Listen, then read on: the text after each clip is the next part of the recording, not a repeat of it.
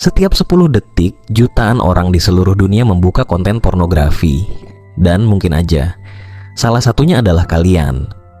PMO, pornografi, masturbasi, orgasme, bukan cuma kebiasaan hiburan sesaat. Ini adalah siklus yang pelan-pelan mengubah struktur otak kalian, ngerusak sistem reward alami, dan ngerampas potensi masa depan kalian. Hari ini, gue bakal buka semua tabunya, kasih data dan riset terbaru, dan yang paling penting, strategi nyata buat kalian yang mau bebas dari siklus merusak ini. Sebelum lanjut, jangan lupa subscribe, karena subscribe itu gratis. PMO itu lebih dari sekadar singkatan. Itu proses neurologis yang terjadi saat kalian konsumsi konten porno, masturbasi berlebihan, dan orgasme, yang bisa melepas dopamin sampai 200% lebih tinggi dibanding aktivitas biasa. Dr. Anna Lemke dari Stanford bilang, otak kita berevolusi untuk nyari rasa puas, tapi PMO ngasih cheat code yang merusak keseimbangan alami sistem reward. Setiap kali kalian nyerah ke siklus ini, kalian lagi ngebajak sistem penghargaan di otak kalian sendiri. Akhirnya, kalian makin susah ngerasa puas dari hal-hal sederhana, dan makin ketergantungan sama stimulasi instan yang bahaya. Dalam 90 hari penggunaan berlebihan, PMO bisa nyebabin efek domino yang ngerusak produktivitas dan kualitas hidup kalian.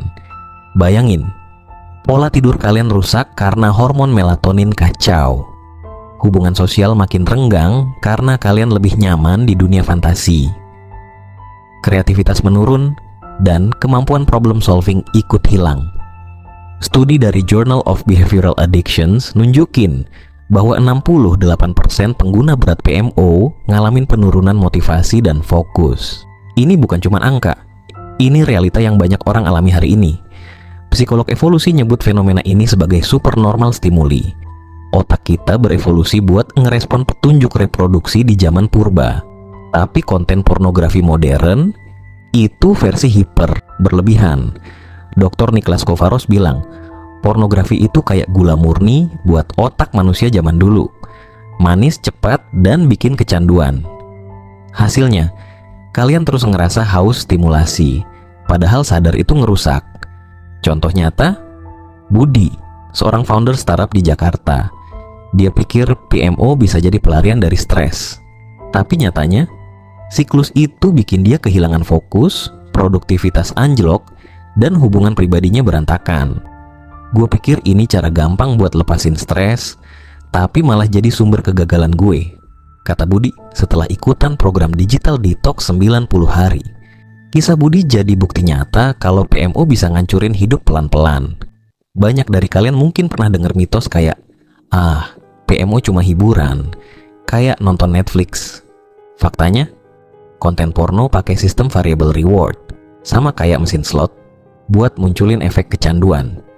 Mitos, gue bisa berhenti kapan aja. Fakta, kecanduan PMO udah masuk kategori behavioral addiction di DSM-5. Tanpa intervensi, kalian bisa makin tenggelam di siklus yang makin dalam. Solusi untuk mengatasi PMO nggak datang dari penghapusan gadget secara total, tapi dari merestrukturisasi apa yang masuk ke otak kalian. Berikut strategi yang bisa kalian terapkan. 1. Digital detox mikro, matikan semua notifikasi selama 2 jam per hari. Gunakan waktu itu untuk merenung, membaca, atau sekadar duduk tanpa distraksi. 2. Puasa dopamin. Tantang diri kalian untuk 24 jam tanpa media sosial instan.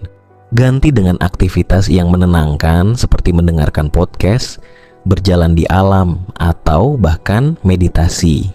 3. Latihan fokus dengan teknik Pomodoro. Terapkan sesi 25 menit bekerja tanpa gangguan, diikuti 5 menit istirahat. Ini melatih otak kalian untuk kembali ke mode fokus. 4.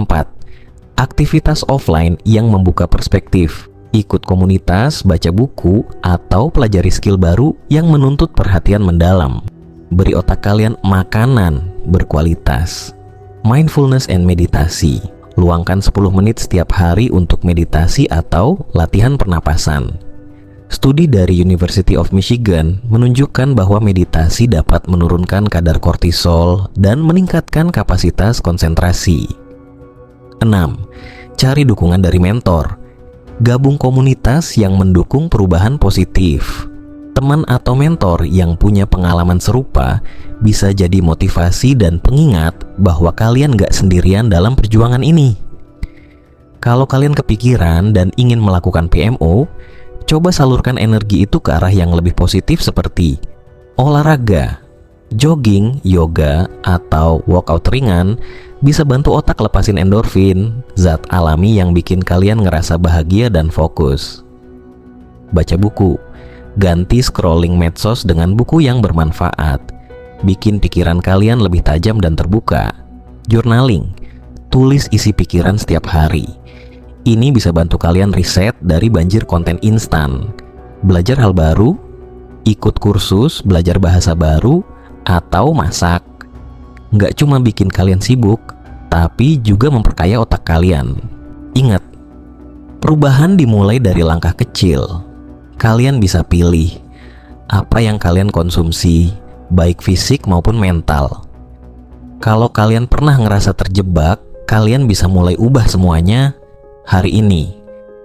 Otak kalian itu aset paling berharga. Setiap detik yang kalian buang buat rasa puas instan, kalian kehilangan kesempatan buat tumbuh. Tapi kalian nggak harus terus jadi korban. Kalian bisa ambil kembali kendali. Tentukan apa yang mau kalian makan buat pikiran. Kasih ruang buat hal-hal yang memperkaya. Gua ajak kalian ikut tantangan 7 hari ribut otak. Coba seminggu tanpa konten instan. Isi dengan ngobrol, jurnal, atau baca buku. Buktikan kalau otak kalian bisa direprogram dan hidup kalian bisa lebih fokus dan bermakna. Setiap detik kalian punya pilihan. Mau isi otak dengan distraksi atau dengan sesuatu yang beneran bikin kalian tumbuh. Tulis di komentar. Langkah pertama apa yang bakal kalian ambil buat ribut otak? Bagikan pengalaman dan ajak 3 teman kalian buat ikut tantangan ini. Like, share, dan subscribe ke Kode Masa Depan. Karena di sini kita bantu kalian nemuin peta buat hidup yang lebih tajam dan bermakna.